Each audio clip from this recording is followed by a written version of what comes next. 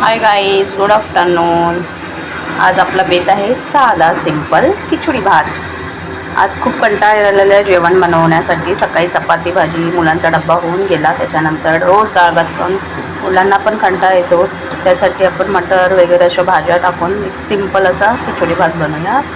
त्यासाठी आपण कांदा, टमाटर, तेजपत्ता असं कापून घेतलेलं आहे. हे मसाले आहेत, मीठ, हळद, लाल तिखट, पुलाव मसाला आणि थोडा गरम मसाला आहे. ह्या भाज्या वगैरे तांदूळ वगैरे धुवून घेऊन आपण रेडी ठेवलेला आहे. आता आपण कुकरमध्ये तेल टाकूया. कांदा टमाटर असं बारीक होऊन द्यायला द्यायचं. जरा तेलामध्ये चांगलं विरघळलं की चांगली टेस्ट येते. जरा कांदा टमाटर असं लाल झालेलं आहे, तर आपण त्याच्यामध्ये मसाले ॲड करूया.